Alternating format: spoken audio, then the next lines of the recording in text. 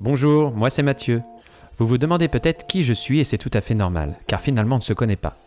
Pour commencer, je suis ingénieur mécanique et j'ai été diplômé en 2005.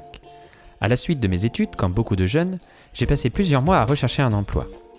J'ai profité de cette période de transition pour me frotter à la vente B2C en participant au lancement de la marque Énergie Mobile en grande surface. Une expérience pas du tout anodine, car elle m'a permis de découvrir quelques affinités avec le métier de commercial. Mais laissons cela de côté un petit moment. Après cet intermède, j'ai finalement obtenu un poste d'ingénieur en CDI en 2006 dans une grande firme américaine. Bureau d'études classique, 40 heures par semaine derrière un bureau à lire des spécifications et rédiger des offres, salaire correct mais sans plus, des augmentations assez ridicules. Franchement, je vais être honnête avec vous, c'était d'un ennui mortel. Il me fallait rapidement changer quelque chose, j'ai donc démissionné et changé d'entreprise.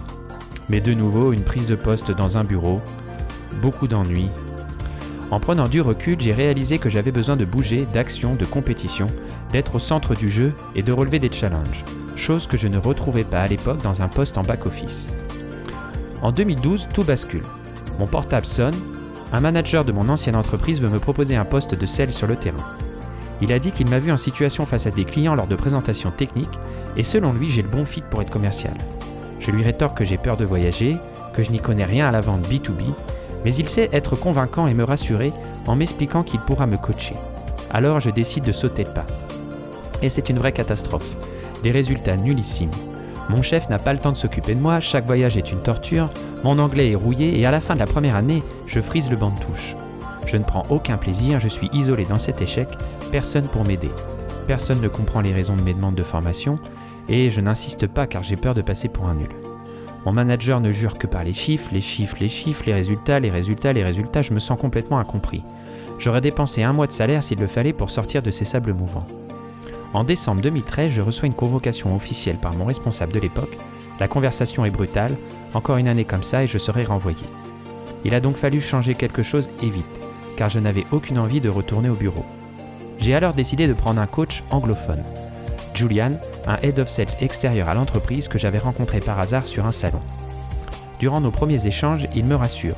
Échouer est une bonne école évidemment, et m'explique que la clé du succès selon lui c'est surtout 1. De la méthode, 2. De l'entraînement, 3. Du coaching. Et il avait raison. Toutes les formations du monde sont inutiles sans un suivi régulier de ses performances, et ne laissent que peu de traces sur nos habitudes. Les années qui ont suivi cette rencontre avec Julian ont été pleines de péripéties et de challenges. Beaucoup de voyages en Russie, au Moyen-Orient, en Scandinavie, des formations de vente en France, en Angleterre et aux États-Unis, mais surtout un coaching hebdomadaire d'1 heure minimum pour débriefer systématiquement mes réunions clients et mes négociations. Nous avons passé 5 ans à travailler ensemble et ça a changé ma carrière. Je souhaite à tout le monde d'avoir un mentor une fois dans sa vie.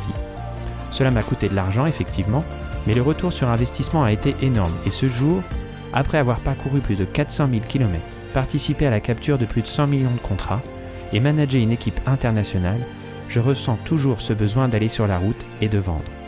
Mais surtout, de transmettre à mon tour en accompagnant d'autres débutants. J'ai réalisé qu'autour de moi, ils étaient nombreux à avoir envie d'apprendre la vente et de pouvoir se reposer sur quelqu'un pour les y aider, et j'ai envie qu'ils ne se sentent plus seuls dans cette aventure.